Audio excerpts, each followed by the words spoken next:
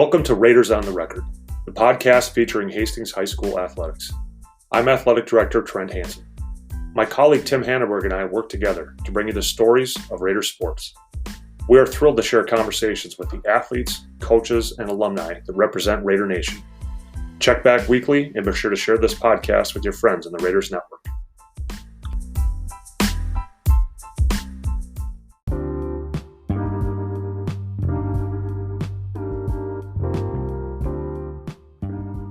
Erica McKenzie is a 2004 Raider graduate. During her time at Hastings High School, she was a two-sport athlete competing in hockey and golf. In hockey, she was a 5-time letter winner, racking up all state honors, and was voted Miss Hockey during her senior year. In golf, Erica was a 6-time letter winner, 6-time state qualifier, and state champion during her senior year. After college, she attended the University of Minnesota, where she won the NCAA championship during her freshman year. After college, Erica was on the U.S. national team until she tore MCL. Erica currently works for the Minnesota Wild in the ticketing sales and service department. Erica gives a great interview where she goes into great length about high school athletics and the role that playing and representing Hastings had in her life. All right, here we are with Erica McKenzie. Erica, we always start at the beginning of someone's life. So let's hear about the beginning of your life. Let's hear about your mom, your dad, any brothers or sisters.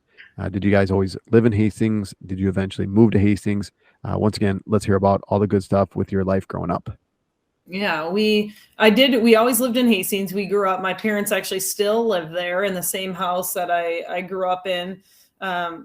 My dad was a teacher in Hastings and the Hastings Middle School. He taught 6th grade social, and my mom worked up in St. Paul for at the Ford plant. So we were super active because my dad was a teacher. He was really a big part of our lives. And my brother grew up playing hockey, baseball, in football, and my sister played soccer, but my brother was the oldest, and then it was my sister, and then it was myself. So there was a little bit of an age difference. I always joke that once they went to college, I felt like an only child. Mm-hmm. But we grew up in Hastings, and we were just a really close-knit family. I mean, still to this day, we're all really close, and my family, it means everything to me, and they were huge supporters back in the high school days and are still today. But we grew up in Hastings and really did the traditional route of,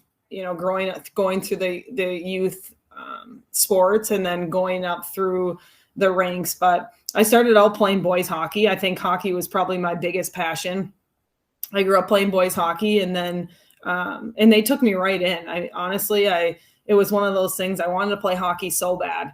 My brother played, his friends played, and I'd go out and skate with them all the time. And I'd beg my dad to sign me up for hockey. And my dad was like, no, I mean, back then girls really didn't play hockey. Right. And so he's like, no, there's no girls playing. You're not going to sign up. And finally I asked my mom, I was like, Mom, can someone sign me up? Like, I don't understand what the big deal is. And so Mark Chorney, who coached hockey back then, Taylor Chorney, who played in the NHL, we were good friends. And then the Ilanardo family, they coached together, and both their sons were my age. And they said, you know what, sign her up. We'll throw her on my team or throw on our team. And so really that was kind of my start is, they took me in and was able to play with the boys. And I think that was something that really helped me get better and grow. And it was like one day a week playing mites, and, we got better and better and started playing more. And I grew up playing through the boys until high school hockey. And there was a high school hockey. So went through boys, squirts, peewees. And then as soon as Bantam started, transitioned over to the girls realm. And that was really my youth and my childhood was, I made a lot of friends in the community, and it was the majority were boys because I grew up playing with them, but it was just such a great experience that, I'll never forget. And a lot of it was because they said, hey, put her on my team and, we'll help her get better. And, she'll play with us. Perfect. Any other sports? You talked about your sister playing soccer and your brother playing baseball and football. Any other sports you played growing up as well besides hockey? I mean, I played everything. I remember anything that someone was playing, I was like involved in, but I really got into golf. We grew up playing next to River Oaks Golf Course, and I just jumped along with my dad and his buddies all the time, and my brother, and it was the same thing. We like signed up for a golf league, and every Monday morning in the summer, it was the same guys that I grew up playing hockey with. We'd sign up, we'd try to get the first tee time, and we'd spend like all day there. And we'd chip and putt, we'd play 18 holes. They'd let us go back out again. And then my parents, someone would come pick us up before it started getting dark, and we were there like all day. And so I just found a love for it. I had friends that played. I really liked it. And just like anything else, when you have a passion for something and you start getting a little better at it, it starts to stick with you. And that was really it. I knew I had a love for those two sports at an early age. Perfect. Next thing that really like hearing about is your high school journey. So we could start maybe at the earliest sport that you played at a JV or varsity level. So I know a lot of the people that we have on here, sometimes at 7th and 8th grade, sometimes they don't really see a varsity action until they're in 9th grade, sometimes a little later than that too. So we can start anywhere that you had some varsity action or JV action at the high school level. And then we really like hearing about individual accomplishments, team accomplishments that go along with those seasons. So starting at the earliest grade, we could start in the fall. If you didn't play any sports there, we could kind of fast forward right to the winter. Let's hear about that season. And once again, any team accomplishments, individual accomplishments, if you're a captain, all conference, state qualifiers, section champ as a team, anything else that you want to talk about when it comes to those teams and those sports as well. So like I said, starting at the earliest spot where you played JV or varsity, and then we'll kind of work our way through your high school career as well. Yeah, gosh, I'm going to be honest. I'm not great with the accolades because okay. I really did remember like it being a team sport. And I will say this to this day is the things I remember most about my high school days were my teammates and the parents and the community that we had, my coaches. Like that was the best part about it. And so I'll start out, I was fortunate enough in both golf and hockey. I started on the varsity team with both of them. I started golf in 7th grade, and that first year ended up making it to the state tournament when I played, when I started out on the team. And I remember my mom was like telling my parents, I want to go for golf. I want to play on the team. And they're like, okay. And, I found success and I made it to the state tournament every single year after that and ended up winning the state tournament my senior year. Like I was determined to win it. I think it was my 8th grade year, or maybe it was my freshman year, was my second best finish. And I think I finished 8th. So that was my second best finish, and it was my freshman year. Otherwise, was a state participant every year, and until my senior year, took that thing and won that. So that was just such a great experience. I had a great coach. Mary Bartley was her name, and she was awesome. And I had great teammates. Even though golf was an individual sport, it is a team sport as well. You could advance as a team. We never did. So I always made it to state as an individual, but I played with great people. I had a ton of fun, and it was my favorite thing about Coach Bartley was she always wanted us to get better, and she was pushing me as an individual. I think she always knew that hockey was my number one, but she knew that I still wanted to excel and do well in golf. And she saw the fire in me, and she really helped me to push on. And the things that I learned from golf is I still take today in my professional career, the character, the drive, there's so many things. And, I give credit a lot to the sport of golf on that. So that was just a great experience playing for the Hastings golf team. And I had a great coach and all through my years, and, forever grateful for that. As of hockey, I started my varsity year. So it was 8th grade was when I was done playing boys. I would say when we went to Bantams, the boys got a lot bigger. So I think girls kind of get their growth spurt first. There was checking in Pee-wees, and then we moved over to Bantams. And I think that was when my parents were like, hey, it's time to move over. Your safety is going to be your number one. And the guys they got a lot bigger than I was at that point. And so it was adjustment. I was like, oh my word, like, okay, I'm going to be playing girls hockey, which I hadn't in a long time. And it was a great experience. Jeff Korkish and Steve Benson were my coaches. And I will say that was probably the best, 5 years of my, my high school that I could ask for. And a lot of it was, again, I'll give credit to my teammates. Some of my best friends were on that team. But I had some of the best coaches that I could ever ask for. And, that was just a great experience for me at that level, to be able to have coaches that, cared about us, that wanted us to excel, that wanted us to succeed. And, it was super special and so grateful. So my 8th grade year was my first year. All-state honorable mention. It was an up and coming team, and it was something that we continued to get better at, and we grew. And from then on, I just continued to grow, and I think our team grew as well. So, I don't remember all the accolades, whether it was through All-State and different things, but I know, my senior year was Miss Hockey, and that was just, it was something great. But the best part about it was I'll go back to the team, and, I got better, our team got better, and set me up for success to move on past college. And those memories are something that I'll never forget. Yeah, I got a couple questions for you when it comes to that stuff. So I feel like wrestling and golf are a little bit similar, where there's a team aspect, but definitely individual too. So wrestling, you're out on the wrestling mat, 1v1. Golf, you're out there, you're kind of battling with yourself too, but you're just completely out there alone, but there's a team aspect of it as well. What was that like with the team versus the individual kind of components of both sports? Did one feed off of each other? Did one help each other? Or were you able to kind of separate both kind of aspects of the sports? I think they helped each other. Honestly, I think what was great about golf, and probably similar to what you're talking about in wrestling, it's kind of you against the course, right? And in wrestling, I know that would have its own challenges, but it's a mental game, right? I always say the most humbling sport to me was golf. You could be hot and doing great, and then all of a sudden the next day, it's like your game is out the window, right? As soon as hockey season was done, I was golfing and going every single day after practice. I'd go back to the course that we lived next to, and I'd hit balls, chip and putt all night until it got dark. I just had a drive to want to be the best and want to get better.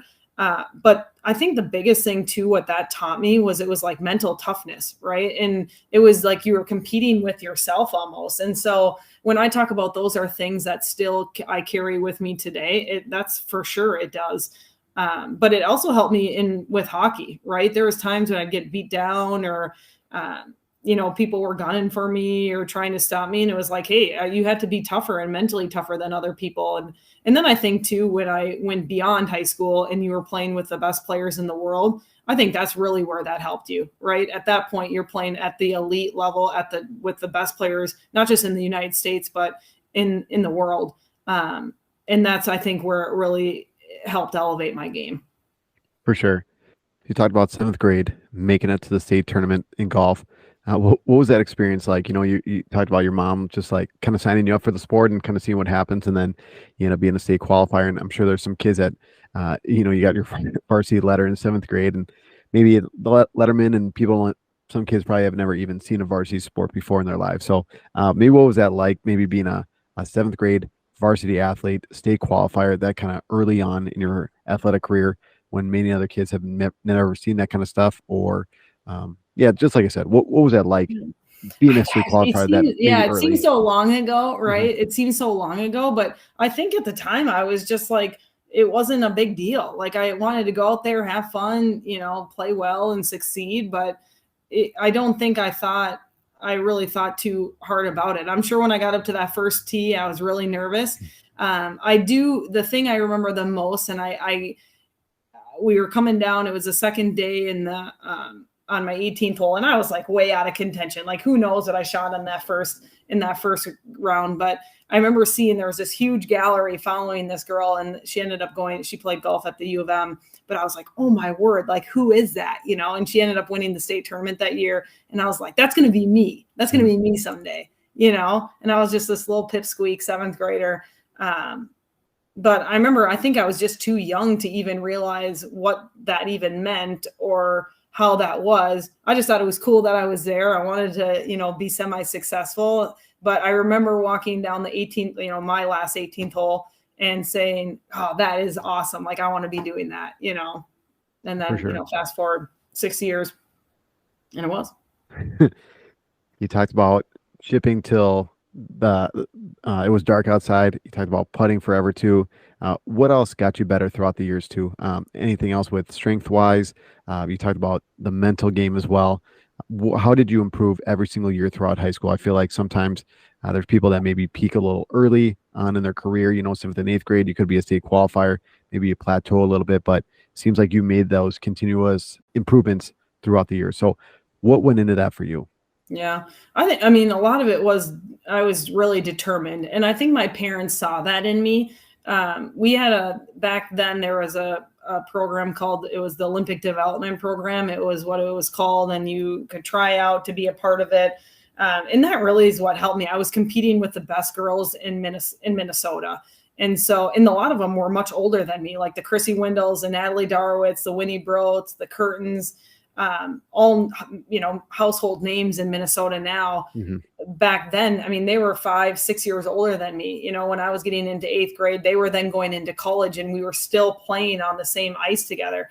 And so when you're skating with girls like that 3 days a week, and then you're also training with them, that just helped propel me to the next level. Right. And then I owe a lot to this gentleman. His name was Jack Blatherwick. He really helped out a lot when I got older into my high school years.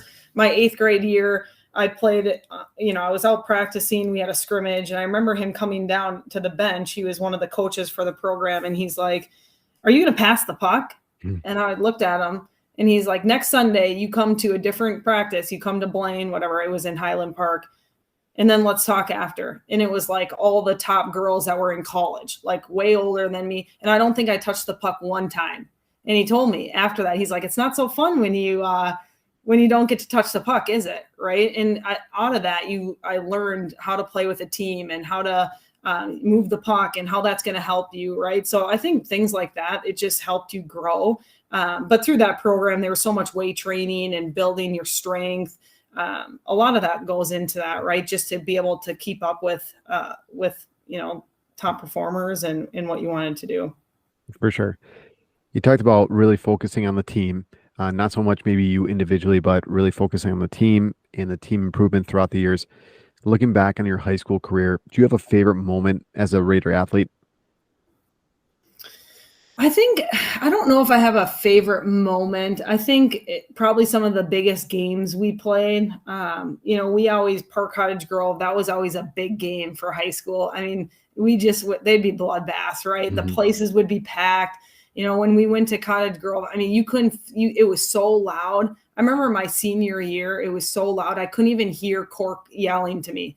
It was so loud in that building. Fans had like signs, and I still go back to it. And I'm not trying to downgrade girls hockey, just back then, right? It was so different. Literally, my parents were waiting to get into the building because people were buying tickets in there, and the place was so packed. You couldn't even hear the coaches or your teammates.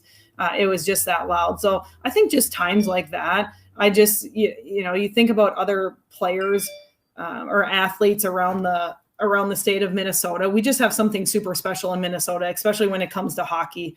And so when you think about those times, those things will stay with me until I'm forever. For sure. You named a lot of special coaches so far in your life. If you want to go a little bit deeper on any of them, that'd be great. Because this next one is, I always say it is probably an impossible question to name maybe the best coach that you've ever played for. So this could be someone growing up. It could be high school level. It could be after high school as well. So who do you think that best coach is? And you could define that in many different ways. But like I said, you played hockey and you golfed as well. So You could pick a couple different people in your life as well. So is it someone that you already named? You can go on about them more, or anyone else you want to name too, you can go for it. So who do you think that best coach is in your life? Yeah, I think, I will go circle back quickly to a few of the coaches I had in high school because they were so prominent and important in my life and in my growth. And they probably don't know this, but still today. But I'll kind of go backwards. Tom Osiki, he was one of our coaches on the U.S. team prior to the 2010 Olympics. So when we were on the national team, and I'll never forget our first day of practice. We had the team and he was skating around in center ice and he said, you know what? I know that I'm going to be able to make you guys better hockey players because we're going to be playing every day. We're going to be practicing, blah, blah, blah.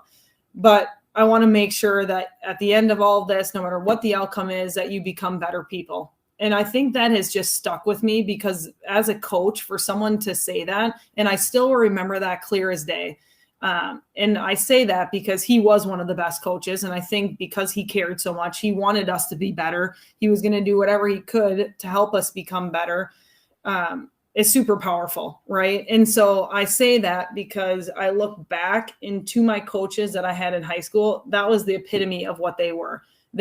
All three of them, that stand out. Like I said, Mary Bartley, Jeff Corkish and Steve Benson, those guys, they wanted us to be better, right? And they cared about us, and they put their heart and soul into things. And, that doesn't happen everywhere. And I know that, but those guys, they were just so special and special, definitely to myself and, my progress and really my successes. And I owe a lot of that to them. So I bring him up because when he said that, he was awesome and he was a great coach, but it really does talk volumes about my high school coaches and what they meant.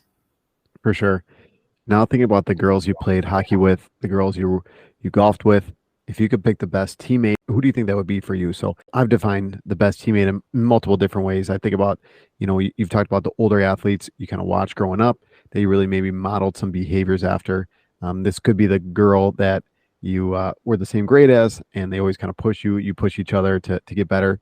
Or it could be that girl you were having a hard time and she put her arm around you and she was a shoulder to cry on. So who do you think that best teammate would be in your life? Yeah, I'll never name drop one person for a best teammate because they all played their part in a special way for some reason, right? So again, I think I played with great people and was really fortunate. Again, the golfing I would say was a little more individualized. I think some of the people I played against actually pushed me pretty hard, right? Like I wanted to make sure I was going to beat them every single week and things like that. But as far as the hockey goes, like we had the best group, especially we went up the ranks together. And so I can't pick one great teammate. They all played their part in, pushing me, pushing the team, our camaraderie. To me, like bringing out character, positive energy, the want and will to be there and to push each other. They all had that. And that's why we were successful. I mean, we didn't make it to the state tournament our senior year. I think South St. Paul at that point, they were on like a 68 or 86. I can't remember which one game winning streak. And it was like one of the highest in the state, boys or girls. It was like a state record they hit. Right. And they were in our conference. Or in our sections, and it just was what it was. And, that was sad, but sometimes it's not always about the outcome. It's about the journey. And those are the things I'll remember. But our teammates, I can't pick out one. I was just really lucky. For sure. So in the rapid fire questions, you talked about the community at Hastings and how much it really meant to you to wear the blue and gold and to represent our town and people packing the barn for girls hockey games and things along that nature. So if you want to just go into a little bit more detail about Hastings, what it was like to grow up in this town, to represent this town, and maybe afterwards, you're graduated from high school and to look back on your time in Hastings and really reminisce on that. So what do you think the town of Hastings kind of really meant to you, especially representing it throughout the high school years? Yeah, I mean, it was, like I said earlier, it was the best, and we always, some of my close friends, Becky Plager, Lindsay Truax, and Kim Hershey, like that group, like we always used to joke, like when the band was there, it was going to be a fun night. Right. And that's what would happen. Like the whole community came out to support you. And that's what you wanted. The band was there. It was loud. People were cheering you on. The fight song was going. And there was nothing like it. It was some of the best times. And when my senior year was over, it was definitely sad, right? You're never going to get those years back. And I still say to the people now is like, don't take that for granted.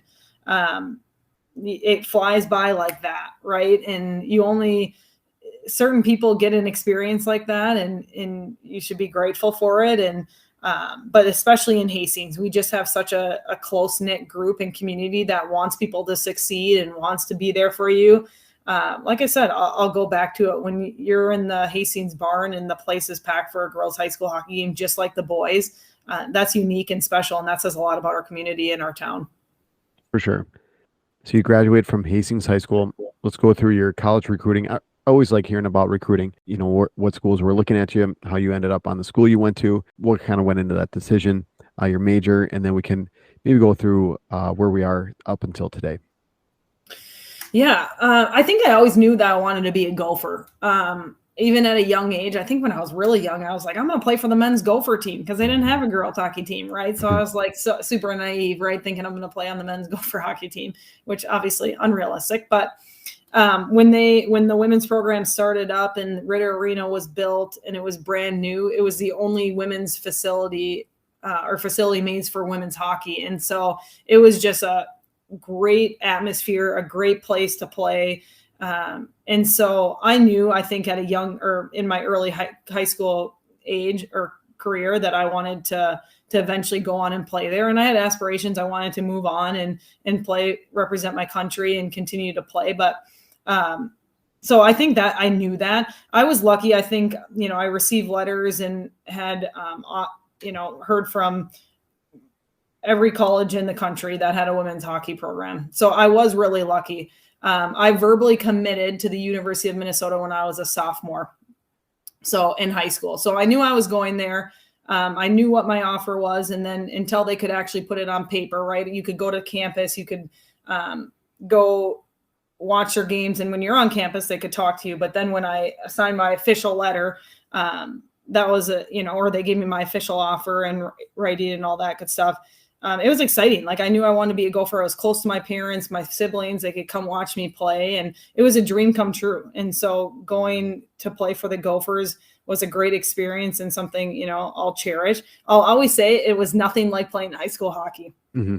And so, I loved it. And, you instantly had 30 sisters is what I always said when you got on that team. But it's nothing like growing up in your own town and playing for your community. But it was probably the next best thing. So, like I said, I was really lucky, and it brought me to probably where I am today, just having the connections within the hockey world and having that. I ended up continuing, like I said earlier, going on and playing for the U.S. national team, and ended up tearing my MCL and wasn't able to move forward in the 2010 games, but I think everything happens for a reason. And as devastating that seemed at that time, I probably wouldn't be where I am today if that wouldn't have happened. And so I'm a firm believer that everything happens for a reason. And I'm really lucky to still have hockey in my life. And, I get to play golf all the time in the summer with clients and different people and coworkers. So I kind of get the best of both worlds. For sure. What do you think the biggest jump was from high school hockey to college hockey? I think the biggest jump was in high school hockey. I think that there's a lot more parity, right? So now you were going to a game where there's a lot more people that were at your level, right?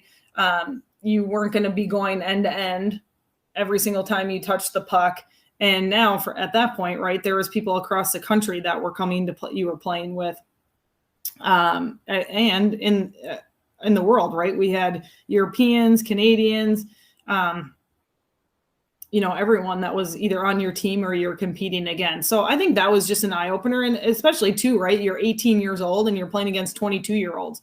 And so for a female, that's a drastic change in the women's body and just your strength. And so I had a lot to learn. When I got to college, it was like I had to get quicker, stronger, faster, really quick. And that was probably the biggest change, right? I thought I was strong. I thought I was, had powerful legs, and I was not even close to what I needed to be. Right. And you learn that fast. And I think that was probably my biggest learning experience there. You talked about earlier your improvement process in high school from year to year. How was this? Was there a similar thing in college as well? You needed to make those kind of gradual improvements from year to year in college as well? Yeah, I think so. And just like, right, anything else, I think there it was a lot more weight training that you were really focused on getting that muscle mass. You're getting stronger, getting faster. And so Cal Dietz, the strength coach at the U of M, he was great. And he was a huge asset to both the men's and women's team there. And I definitely took advantage of that. And so just making us stronger, our legs, our just body in general. If I wanted to get to the next level, I knew that's what I needed to do is, get that next step in my skating abilities and become stronger. And that's what it was, right? It was all summer long. You were grinding it out. You were at the gym every single day and, making sure you were getting better because the person next to you was doing the same thing. For sure. You talked about tearing your MCL on the U.S. national team, and I'm kind of a firm believer that those failures, those setbacks, injuries can really lead us further in life, and you touched on that a little bit as well. Could you dive into that maybe just a little bit more about how maybe that injury really propelled you farther in life?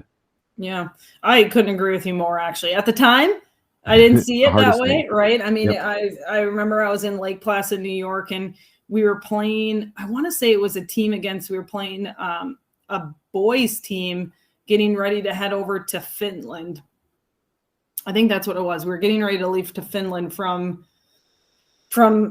Lake Placid. And I had a great camp, and I had a great camp like a year leading up to that. And it was, I thought it was all, looking like things were going great and all the stars were aligning, and I thought wrong. And it was just a hit on my knee. And I knew as soon as I went down, it was over. And so, but to your point, right, you learn, you build character, you learn adversity, how you fight through that, right? You can easily just give up and be like, woe was me. And, I didn't want to do that. And, I really used my network and people that I met through hockey, through the U, through the US team, my teammates, and was able to make a situation that I was devastated. It was something that I thought I was going to be doing my entire life and turn it into a positive one. And, I honestly, looking back, I probably wouldn't change, the outcome now seeing where I'm at today.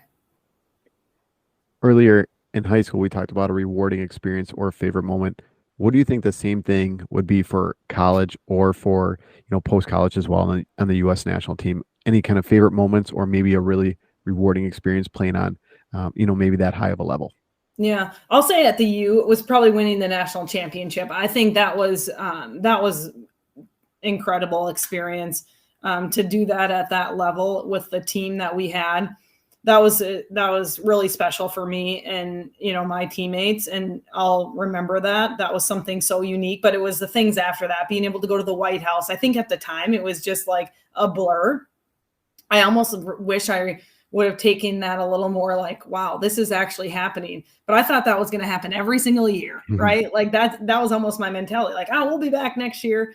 So really kind of taking that in. It was like what I said earlier about playing high school hockey in Hastings is, enjoying the journey, don't letting, wishing it by, really kind of taking that in. So I would say winning the national championship was just a great experience, but everything that followed after, the things we got to do, the things we saw, it was just incredible. And so I'll say that for college. And then in the U.S. team, I think was when we were playing in one of our international tournaments. We were facing off in Canada, and I started the game. I was playing on the first line with Natalie Darwitz and Julie Chu. This was right before I tore my MCL, and they both were on the 2010 Olympics. And I was on the first line with them, and we were doing the starting lineups. And it was the first time I had started a game, and I was like shaking. I was so nervous. And that's never happened to me, but it was probably the most nervous I'd ever been at any point in my sports career, probably in my life. And they were playing the Canadian national anthem at that time. And I remember looking across and it was like Haley Wickenheiser. I mean, some of the biggest names in women's hockey. And I'm looking around thinking like, oh my gosh, I'm on the ice with these guys right now. And that was pretty unique. So it wasn't any goal that I scored. It wasn't anything. It was just like sitting there saying like, this is happening. I know sometimes kind of in the situation you just brought up, some people have that kind of imposter syndrome that's like, I don't deserve to be here. But did that, that those nerves, that shaking, did it eventually go away? And did you kind of have that feeling like I deserve to be here? I've earned this kind of right. I've earned this ability. I put in the time and effort to be with these girls playing at this on the first line in this kind of a big game. Did that ever, what was maybe your thinking at that time? What was that like? Yeah, I never thought that I didn't belong there. If anything, I thought I belonged there. I thought I deserved to be there. It was just, when it actually happens, you're thinking like, oh my gosh, let's go. And your adrenaline is just rising. Right. And so I still remember though, the first puck, I was like, I wanted to just skate hard, go down and up. I dumped the puck down and I got off and I was fine. It was just like, I needed to get my first shift in. So it was never one that I didn't think I belonged or didn't think I deserved to be there. It was just kind of getting my legs going and my hands going. And then, we were ready to rock, but it's still just a surreal experience. You talked about winning a state title in high school. And even though we talked about it earlier, that golf is a team sport, but you're out there individually as well and winning a national championship in college. Maybe we can compare and contrast the similarities or the differences between winning a title like that individually and winning one as a team. What was maybe the same thing about it? Maybe something that was different about winning that kind of title by yourself and as a team? Yeah, I think probably the similarities is just the competitiveness, right? Like even as a team, everyone has to pull your own weight, no matter what role you have on your team, whether, you're the goal scorer, you're the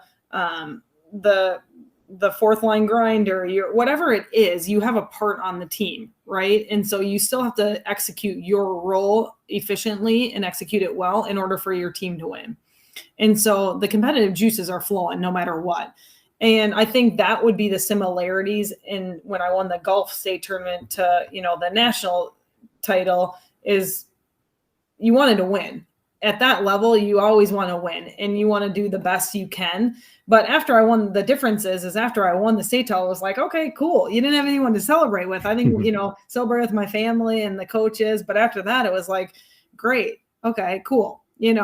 And so I think that's probably why I love sports, team sports so much. Like you go into battle together, you're fighting together, you're the camaraderie, right? The collaboration, what you guys are doing. I mean, you put your blood, sweat, and tears in something together. And so I love working as a team. I love doing everything as a unit. And a lot of it is probably because of growing up like that. I love golf, but I definitely love I love winning something together. I think there's so much power in that. You touched on it a little bit, what you're doing nowadays. If you want to go into that a little bit deeper, that'd be great. So you graduate from the U, you play on the U.S. national team, and then maybe let's go through anything that happened between then and where we are today. Yeah. So yeah, after I was done with hockey, I took a little bit of a break. I mean, just like emotionally, mentally, and I had done that. And one of my teammates and on the Gopher team and on the U.S. team, she had reached out or we had connected again I think it was after the Olympics at this point it was before the Olympics had happened. And she had said, hey, I want you to reach out to my family friend. And because I said, I always wanted to work for the Wild. I wanted to get into sports. I wanted to work for the Wild. And she's like, I have a good friend that works, reach out to him. Well, her good friend, the family friend, was the president of the team. And so I reach out thinking like, oh yeah, I'm going to reach out to him. And, I ended up doing an informational interview there. And, I didn't have much experience, right? I mean, my experience was really what I've done on the ice, what I've done on the golf course, my, here at odd end jobs where I was, helping and coaching and different things like that. But it ended up working out in that same year of the Olympics that an internship opened up at the very end. So it was like the last 2 months of the 10 season for the Wild. And so it was in community relations. Brad Bombardier, who used to play for the Wild, he was then the vice president of that, called me up and he's like, Erica, we want you to come in. We want to offer you this job. And I'm like, oh my gosh, I'll be there tomorrow, And so I was really excited about that. So really I just started, I want to get my foot in the door, and there was no guarantee. The job was for 2 months. And what I really wanted to do was just show them that I could do it. And I wanted to build relationships within the organization and meet people and see if there was a fit for me, and see if there was a job that maybe there was something more long-term. And I always believe timing's everything. And so a full-time role ended up opening up in the sales and service department on the revenue side of the business. And it ended up being perfect for me. I love working with people, love, obviously the talking hockey, but it's like the competitive side. Like, we're reaching a goal. It goes back to the team atmosphere. We're trying to do things together. We're collaborating. We're reaching a team goal together. So it was just like a perfect fit, and was able to work my way up. And so now I oversee the business side on the revenue for membership. So new business and then current members. And honestly, it's, I work with just a great leader. She's just taught me so much about the business and what it's all about. And it's almost like the same thing with coaching, right? It's so crazy how the parallels tie together. And what I told you before is how the same lessons I've learned through the game of sport is just like what's happening in today's life. And I think that's so cool. And, that's why I love athletics. Before we go on to our last couple questions, anything else you would like to talk about from high school, college, post-college, currently what you're doing with the Wild?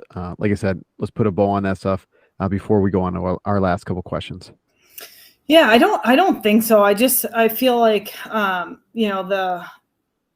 just in general, I always look back and I think, gosh, I was so lucky to the career I had, and what it's brought to me today. Like, the lessons I've learned, the people that I've met, the relationships, my coaches, the community. Like, I couldn't have asked for a better high school career. And then same with college. I was really fortunate to play in the state of Minnesota and stay close to home, and kind of what we talked about. It's everything happens for a reason, and it's brought me to where I am today. And, I'm really lucky for that.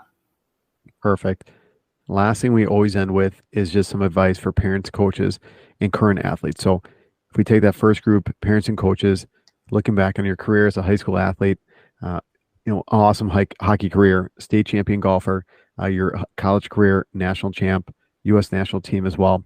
Looking back on all that good stuff, if you had to give current coaches or parents a couple pieces of advice, what do you think it would be and why?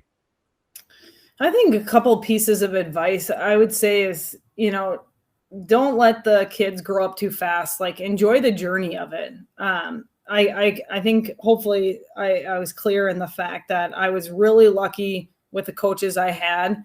And I was so lucky with how great my mom and dad were. They were so supportive. They cared. They let me make my own mistakes. But even on days, and trust me, like, I love Cork and Benny to pieces, but there's time they were so hard on me. And I came home and I'd tell my dad, I'd be like, Cork said this. And he's like, well, what'd you do to deserve it? Right. It was never something, it wasn't like, hey, well, I'm going to go to talk to the coaches. It's let the coaches do their job, right? They're here to support your kids. They're here to help them get better. And that's what they want to do. That's why they were hired for that position. They want your child to succeed and do great things. And so have faith in that, right? I think in today's world, we're way too quick to jump to well, what's going on? What's this? Instead, it was always, well, what did you do to deserve that? And he was right. Cork and Benny, they wanted me to get better, and that's why they were pushing me. And, I'm, like I said it a million times, it's made me what I am today, and I'm forever grateful for that. Last group then is the student athlete. So once again, looking back on your whole career, if you could give a couple pieces of advice to student athletes, what would it be and why? I would say have fun, enjoy the journey, and don't take it for granted. but I would also say never put yourself in a position where you look back and say, I wish I would have. I wish I would have worked harder. I wish I would have done one more rep in the weight room. I wish I would have, because I think I would have been better. You have the opportunity to do it right now, so do it, right? I think take advantage of your resources and, be the best athlete, best person, best teammate you can be, and it's going to pay off dividends. Erica, that's all the questions I got for you tonight. If there's anything I didn't ask you, you can talk about it. Anything you want to talk about, anything you want to get off your chest. We always turn the microphone over to our guest. And once again, you could have the last word. So once again, anything you want to talk about here at the end, you can go for it. I don't think so. Thanks for having me. And, I appreciate it. And like I said, I loved Hastings and loved everything about being part of that community. And every time I'm back, it brings back such great memories. So. Perfect. Thanks, Erica. Awesome.